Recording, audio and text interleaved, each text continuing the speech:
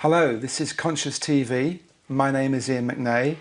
This is another programme in our series on non-duality, and our guest today is Richard Sylvester. Hi Richard. Hello.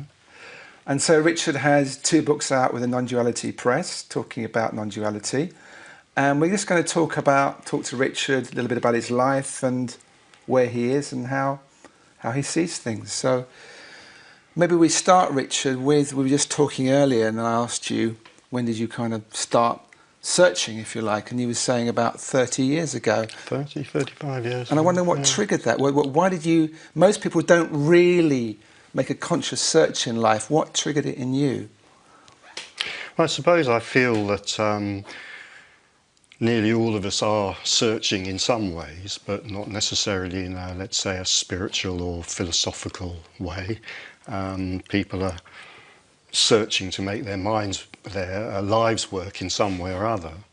But I think in my case, as I think with quite a lot of other people, the reason it probably started to take a specifically spiritual direction, if you like, was because of a certain amount of unhappiness, discontent, feeling that whatever life was offering on the ordinary level, let's say, wasn't really cutting it. So I think, as with a lot of people probably, if I gave a single word answer to that question, it would be discontent. So life wasn't giving you enough somehow?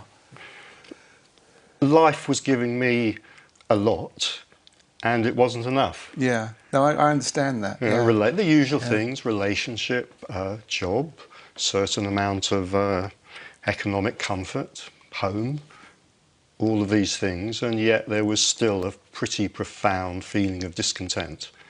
And so, like a lot of people, I began to sort of gradually look. I suppose we're talking about the late 60s or 70s, so I suppose it was natural to start looking maybe towards the East and towards meditative practices and things like that at the time. They seemed to offer out some hope for the kind of satisfaction that ordinary life didn't seem to be providing.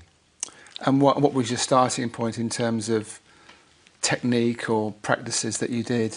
Well, after a certain amount of dabbling around with books on Buddhism and some very failed attempts to teach myself to meditate, I took myself off, like many other people at the time, I took myself off to transcendental meditation. I did that as well, yeah. And I loved that, and that only lasted for 2 years, but that really got me started. I mean, absolutely, I thought it was fantastic thing to do at the time. You had the mantra that you repeated Absolutely. silently in 20 minutes in the morning and 20 minutes in the evening. Absolutely, yeah. And that kind of calmed you down, did you feel? It had a pretty instantaneous and profound effect. Pretty much like they say, it was both very calming, very relaxing, but also on another level, it stirred things up a lot, which I think it's probably designed to do. It kind of brings to the surface that which is hidden within, and it was probably my first, I wouldn't have described it in those terms at the time, but it was probably my first meeting with what later on I would describe as my own shadow, my first conscious meeting with my own shadow, I would say. Yeah, when I did TM, I found it a little bit the same. It stirred things up, and I couldn't find within the TM movement a way of addressing those, so I moved on to something else. It sounds quite similar with me. So what did you move on to? Well, I moved on to, I'm going to call it a guru cult. I moved on to a guru cult for the next 3 years, which again was fantastic. It was great fun, very powerful techniques, lots of things happening, lots of entertainment, and also lots of feeling that now I'm really getting somewhere. I'm on a path now which seems to be working. But going back to what you just said, there was also this feeling of all sorts of things are being stirred up which aren't really being dealt with, and which it became more and more obvious weren't going to be dealt with in that way. And I think that's when I started getting interested in, let's call it the Western psychotherapeutic path. Right, yeah. Which again, at that time, historically, a lot of people were doing the same thing. So a lot of people who'd been involved in, let's say, the Eastern transpersonal movements were also getting involved with the Western psychotherapy movements, particularly the humanistic side, because that seemed to go very well somehow with the lights and colour of the guru paths. And you were based in London at the time, were you? I was based in London at Yeah. the time, so there was ample opportunity to go off and spend enormous amounts of money having great fun on all sorts of different high-intensity courses, yeah. Was this around the time of Community and Kaleidoscope? Well, it was around the time of EST, Yeah. for example, Yeah. an organisation which I became very connected with for a short time was called Self Transformations, which sort of burnt very brightly for a very brief period of time. Right. At that time.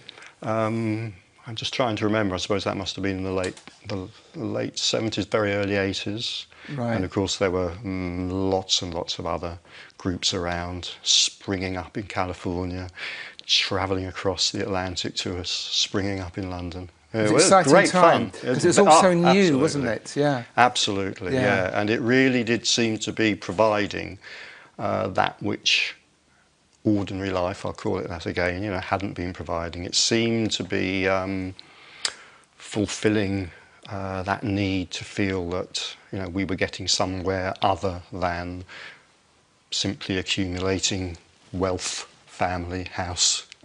I find it's a different dimension etc. of looking at things, and it questioned your values, but gave you somewhere ideas of where to look. Absolutely, and of course the other element in that, which I'm forgetting to throw in, of course, also, which had an enormous effect on many of us, was of course the meeting with hallucinogenic drugs as well. I mean, that was also. Okay. So I mean, there were three ways in which suddenly there was this sort of huge expansion of what life seemed to be about and what consciousness seemed to consist of. There was the meditative paths, there was the psychotherapy, and there was a good kick in the head from a few doses of LSD as well for many people at that time, many people.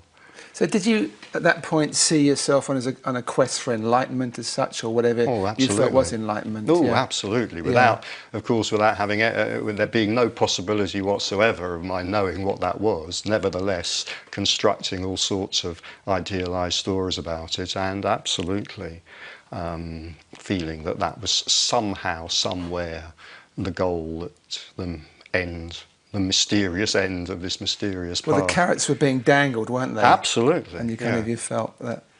Absolutely, yeah. And did you feel close at some point, or did you feel, this is I'm starting to get there, or did you feel it was like a game you enjoyed playing?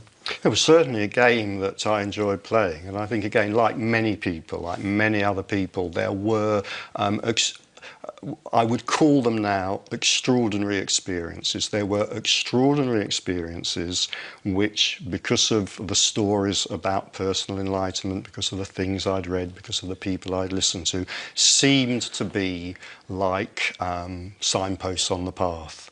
As as the sort of one of the traditional metaphors has it, they seem to be like that. At the time, it was impossible for me not to see them in that way.